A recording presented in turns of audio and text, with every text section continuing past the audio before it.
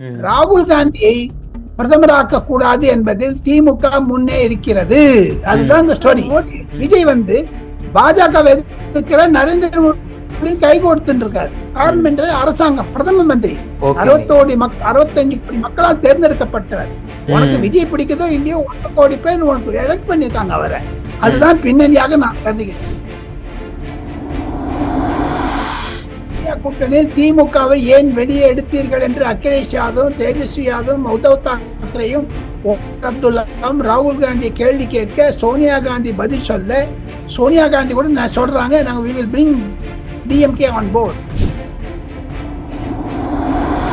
Mallikarjun Kharge August மாதம் ஹைதராபாத்ல கூடக்கூடிய கூட்டத்திற்கு நான் கண்டிப்பாக விஜயை அழைக்க இருக்கிறோம், அதற்கான அனுமதி பெற்று விட்டோம் என்றெல்லாம் சொல்றாரு.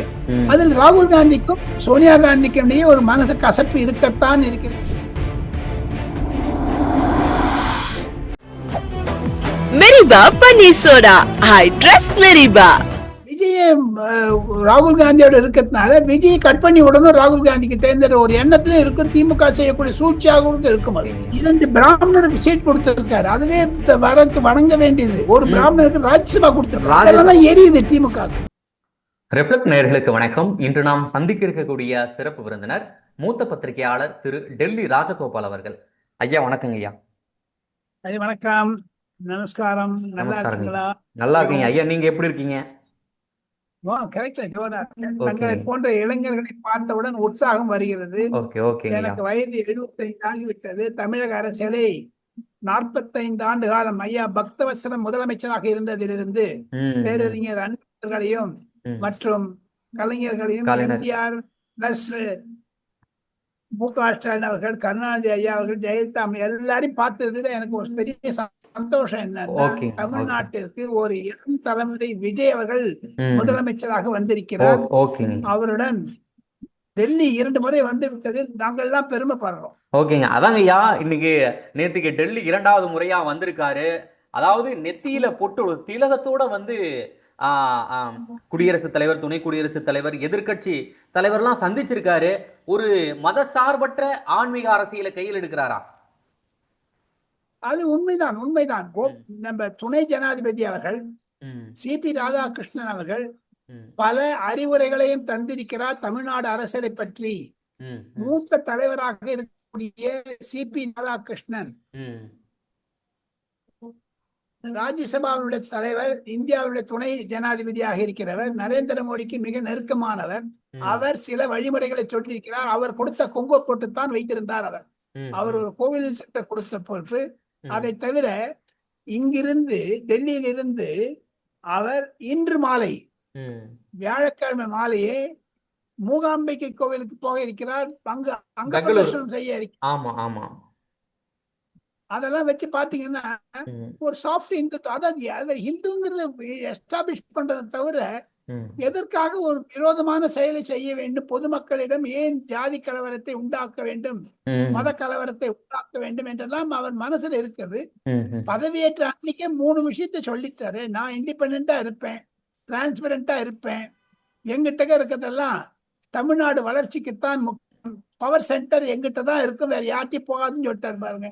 அதனால அவர் டெல்லிக்கு வரும்போது கூட தனிப்பட்ட முறையில் வருகிறார். எந்த அமைச்சரையோ அல்ல அதிகாரியோ கூட கூட்டின்னு வர்றது கிடையாது. இதெல்லாம் வச்சு பாத்தீங்கன்னா அவர் இன்னும் தமிழக அரசியலை நன்றாக புரிந்து கொண்டு விட்டார். டெல்லி விஜயம் அதற்கு உதவியது என்று சொல்லலாம். டெல்லி விஜயத்தில் பொருளாதார ரீதியாக, அரசியல் ரீதியாக, தமிழ்நாடு வளர்ச்சி ரீதியாக பல திட்டங்களுக்கு அவர் அனுமதி பெற்று விட்டார் நரேந்திர மோடியிடம்.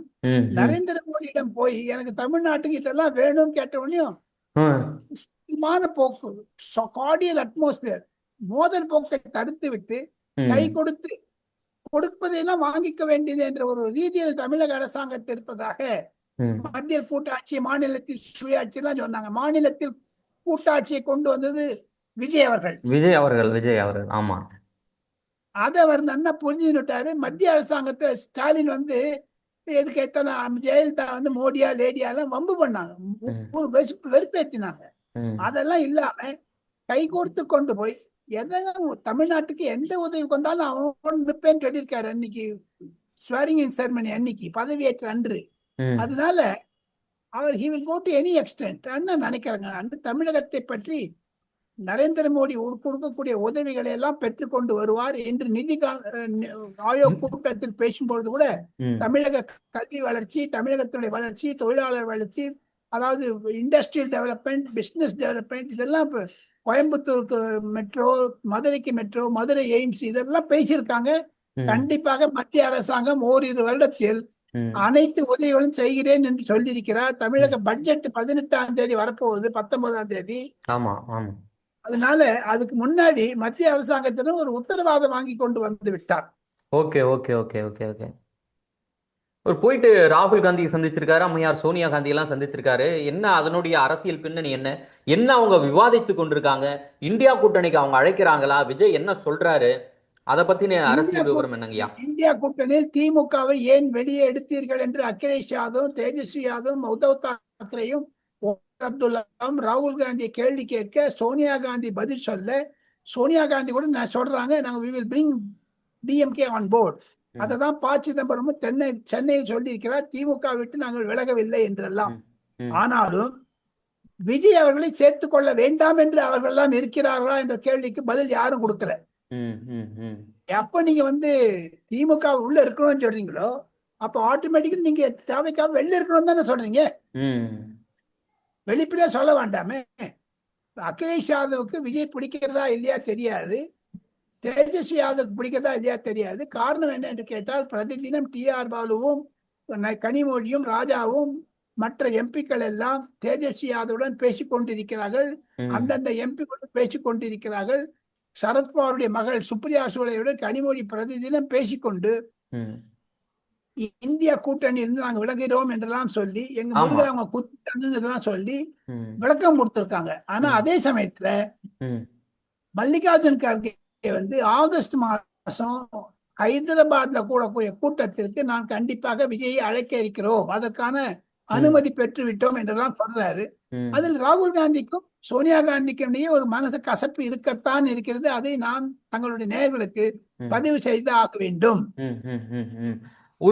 ஐயா, இங்க திமுக பார்த்தோம்னா நாங்க இந்தியா கூட்டணியிலே இல்ல அப்படின்ற போல ஒரு நாடகத்தை போட்டுன்னு இருக்காங்களே, அதை எப்படி பாக்குறீங்க? டெல்லியில ஒரு இன்னொரு புது நாடகம் போடுறாங்க, அது தெரியுமா உங்களுக்கு? என்னங்கய்யா அது? லக்னோல ஆகஸ்ட் மாசம் மீட்டிங் வைக்க போறோம், அதுக்கு ஸ்டாலின் வருவாரு, அதுக்கு அகிலேஷ் யாதவ் தலைமை தாங்க போறாரு. பிஜேபி அல்லாத, காங்கிரஸ் அல்லாத கூட்டணி, அது மூன்றாவது கூட்டணி. அது ராகுல் காந்திக்கு எதிராக அகிலேஷ் யாதவை பிரதமர் அமைச்சராக முன்னேற்றி நிற்க வேண்டும். காரணம் என்ன என்று கேட்டால், 2027 உத்தரப்பிரதேசத்தை தேர்தல் வருது. அகிலேஷ் யாதவ் பிரைம் மினிஸ்டர் சொன்னா அவங்களுக்கு சந்தோஷமா இருக்கும். அதை அது ஸ்டாலின் வாயால சொன்னா நல்லா இருக்கும். இதெல்லாம் திட்டம் போட்டுட்டு இருக்காங்க. ராகுல் காந்தியை பிரதமராக்க கூடாது என்பதில் திமுக முன்னே இருக்கிறது. அதுதான் இந்த story. Okay okay okay okay. ஏன் சொல்லுங்க பாப்போம். ஏங்கய்யா? விஜய் சகோதரர்கள் அழைச்சாங்களே கடந்த காலத்துல, சகோதரர் விஜய ராகுல் காந்தியோட இருக்கிறதுனால விஜய் கட் பண்ணி விடணும் ராகுல் காந்தி கிட்ட இந்த ஒரு எண்ணத்துல இருக்கும். திமுக செய்யக்கூடிய சூழ்ச்சியாகவும் இருக்கும். அது தவிர விஜய் இந்த தர்ம சங்கடத்தை மாட்டிக்க வேண்டாம்னு ஒதுங்கி இருக்காங்க. நான் இந்த 2 மாசத்துல விஜய் புரிந்தது, என்னுடைய புரிதல் பிரகாரம் சொல்றேன். நான் பல முதலமைச்சர்களை நேரில் கண்டதுனால சொல்றேன். அம்மையார் ஜெயலலிதாவுடைய ஒரு வெளிப்படை தத்துவம். விஜய் ஒரு டீப் பர்சன், ரொம்ப ஆழ்ந்த மனிதர். டிக்குன்னு ரியாக்ட் பண்ண மாட்டார், சுருக்குன்னு சொல்ல மாட்டார், முன்கோபம் வராது. அவர் பார்த்து சைலண்டா பார்த்துட்டு இருப்பாரு, அப்டேட் பண்ணி இருப்பாரு, பின்னாடி பாய்வார், டப்புன்னு பிடிப்பாரு. அதுதான் தெரியுது எனக்கு, என்ன புரியுது. ஏன்னா இப்போ அம்மையார் ஜெயலலிதா டக்குன்னு கோவம் வந்துடுறான் நமக்கு. ஆமா ஆமா ஆமா. அவன் ஸ்டாலின்னா மெதானா பண்ணுவாரு, இவர் அதை விட நிதானமா இருக்காரு. இவர் புரிஞ்சிக்க முடியலையே. பதில் சொல்வதும் கடினமாக வேற இருக்கிறதே, அவர்கிட்ட இருந்து பதில் வருவதும். ஐயா, இப்போ இந்தியா கூட்டணியில இணையிறது குறித்து முதலமைச்சர் விஜயோடைய நிலைப்பாடு என்னவா இருக்கு? அவங்க இந்தியா கூட்டணியில் அவர் சேருவாரா அல்லது இந்தியா கூட்டணிக்கு அவர் போவாரா? ஏன்னா இது ஒரு குழப்பமாக பேசப்பட்டு வருது. என்டிஏக்கு போக மாட்டார். காரணம் பாஜக ஒரு பாசிச கட்சி, பாயச கட்சின்னு சொல்லிட்டாரு, ஆமா. கொள்கை எதிரின்னு சொல்லிட்டாரு. ம். அதனால அங்க போவோம். ஆனா அரசுக்கு அரசு ம். விட்டு கொடுத்துக்க மாட்டாங்க. கண்டிப்பா இன்னைக்கு கூட ஏன்னா ஏன்னா நிதி ஆயோக் மாநாட்டுலலாம் வந்து போய் பங்கேற்று இருக்காரு. மோடியை வந்து ரொம்ப அன்பா அழைக்கிறாரு, அன்பா பதிவு போடுறாரு மோடி. ஆனா மோடி இவர் பதவியேற்ற உடனே பிரதமர் மோடி அவர்கள் வந்து உங்களுக்கு தேவையான அனைத்து உதவிகளுமே நான் செய்ய தயாரா இருக்கேன் அப்படின்ற போலாம் சொல்லியிருந்தாங்க. அதனால கேட்டேன். அந்த அந்த கூட்டுறவு நல்லா வந்துருச்சு. அது அதாவது இவங்க சொன்னாங்க பாருங்க, உறவுக்கு கை கொடுப்போம், உரிமைக்கு குரல் கொடுப்போம். இவருக்கு எப்பவுமே கை கொடுத்துட்டு இருப்பார். மத்திய அரசாங்கத்திலிருந்து அனுமதி பெற வேண்டும் என்பதுதான் விஜயின் நோக்கம். விஜயின் நோக்கம் தமிழகம் முதலில் இருக்க வேண்டும் என்பதுதான். ஓகே ஓகேங்க ஐயா, ஓகேங்க ஐயா. அந்த நீங்க பாயிண்ட் பிடிச்சிட்டீங்கன்னா ஒண்ணு கிடையாது. 8 கோடி தமிழ் மக்களுக்கு நன்மை செய்யும். 1,80,00,000 மக்கள் எனக்கு ஓட்டு போட்டிருக்காங்க. ஓட்டு போடாதவனுக்கு சேர்த்து கூட தமிழகத்துக்கு நன்மை. இப்ப வாங்க, மெட்ரோ வந்துடுச்சுன்னா யாருங்க எதுக்கு போறாங்க? அது தவிர இன்னொன்னு உங்களுக்கு முதல்ல ஒண்ணு சொல்ல போறேன். ஓகே. பரந்தூர் விமான நிலையத்தை ரத்து செய்ய போகிறார்கள். ஓ அந்த இடத்தை ஓகேங்கய்யா. அதற்கு மத்திய அரசாங்கம் அனுமதி கொடுத்து இன்ஃபார்மலா முடிச்சுட்டாங்க. Okay okay. அதாவது மக்கள் நலன்ல அப்போ வந்து பிரதமர் மக்கள் நலன்ல பிரதமர் மோடியும் அதுக்கு அன்னை முதலமைச்சர் விஜயும் ஒரே நேர்கோட்டுல இருக்காங்க. ஆமாமா. செயல்பாடு என்னன்னா தமிழகம் வளர வேண்டும். இருவருக்குமே அதை கொள்கை. இப்போ ஸ்டாலின் வந்து பாஜக எதிர்க்கிற மாதிரி நரேந்திர மோடி தான் எடுத்தாரு. ஆனா விஜய் வந்து பாஜக எதிர்க்கிற நரேந்திர மோடி கை கொடுத்துட்டு இருக்காரு. காரணம் என்ற அரசாங்கம், பிரதம மந்திரி 65 கோடி மக்களால் தேர்ந்தெடுக்கப்பட்டவர். உனக்கு விஜய் பிடிக்குதோ இல்லையோ 1 கோடி பேர் உனக்கு எலக்ட் பண்ணிருக்காங்க அவரை. அதுதான் பின்னணியாக நான் கருதுகிறேன்.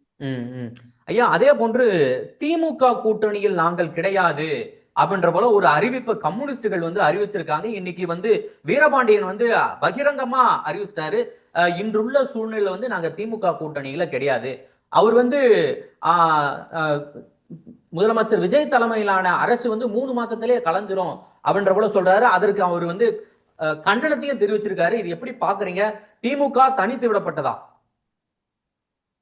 திமுக என்பதற்கு ஒண்ணுமே இல்லை. இந்த பழனி ஆண்டவர் மாதிரி நிக்கிறார், கையில கொம்பு கோமணத்தோட, அவர்த்தோட சரி.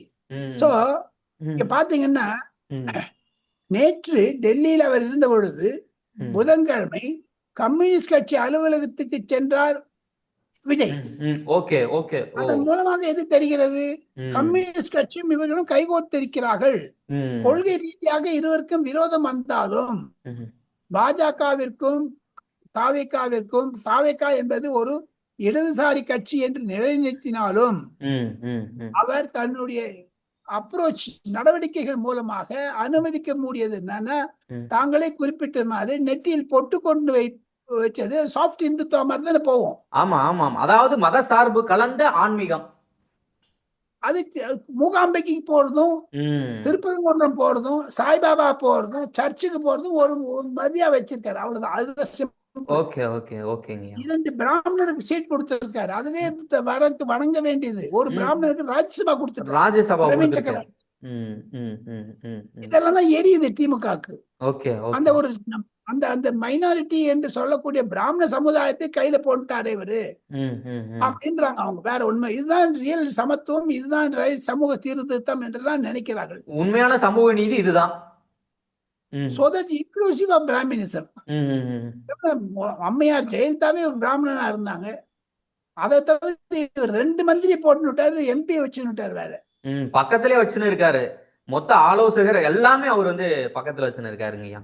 இப்போ வந்து திமுக வந்து ஆல்மோஸ்ட் அனாதியாக்கப்பட்ட நிலையில தான். இனிமேல் தேர்தல் அவங்க தனித்து தான் செயல்படுவாங்களா? அனாதை என்று சொல்லத்தை தவிர அவங்க பாஜக பக்கம் போனாலும் ஆச்சரியப்படுவதற்கு இல்லை. இப்ப வரக்கூடிய சட்ட மசோதாக்களில் அவர்கள் ஆதரித்தால் பாஜக வெற்றி பெற்றுவிடும். ஏன்னா எனிமிக்கு எனிமி உங்க ஃப்ரெண்டுன்ற மாதிரி ரீசன் தான் அவங்க போவாங்க. விரோதிக்கு விரோதி நண்பன். ஓகே. எந்த விஷயத்தை நீங்க பார்த்தாலும் கோபி, இப்படி பார்த்தாலும் சரி, எப்படி பார்த்தாலும் சரி, விஜயினுடைய தலையாய நோக்கு அடுத்து வரக்கூடிய 5 வருடங்களில் நான் அரசியல் செய்ய மாட்டேன், தமிழகத்திற்கு வளர்ச்சியை முதலில் வைப்பேன், எதுவா இருந்தாலும் சரி, நான் தமிழகத்திற்கு எந்த துரோகத்தை விளைவித்தாலும் அதை எதிர்ப்பேன் அப்படின்னு சொன்னப்புறம் நரேந்திர மோடி காலில் விழுந்துருவாருங்க. தமிழ்நாட்டு அவர்கள் விரோதம் எதுக்காக செய்யணும்? அவருக்கு 13 லட்சம் கோடி கொடுத்தேன், அது தமிழ்நாட்டில் மு.க. ஸ்டாலின் அரசாங்கம் சரியாக செலவழிக்கவில்லை என்று ஓப்பனாவே பப்ளிக்கா டிக்ளேர் பண்ணியிருக்காரு mister prime minister Narendra Modi. Okay அதை விஜய் பாராட்டினாரு. விஜய் சொல்றாரு 30% அடிச்சுட்டாங்க பட்ஜெட்லன்னுட்டு. இதுதான் ஒரு முக்கிய செய்தி தங்களுடைய நேயர்களுக்கு, மெட்ரோ நேயர்களுக்கு என்று சொல்லி தங்களுடைய பேட்டியில் கலந்து கொண்டதற்கு நன்றி தெரிவித்து அடுத்த வீடியோவில் நான் சந்திக்கிறேன். மிக்கற்ற மற்றற்ற மகிழ்ச்சி என்று சொல்லி கோபியிடம் விடைபெறுகிறேன். நன்றி. மிக்க நன்றிங்க ஐயா, மிக்க நன்றி. கான்பிடென்டா இருங்க. மகிழ்ச்சிங்க மகிழ்ச்சிங்க. Meriba Paneer Soda. I trust Meriba.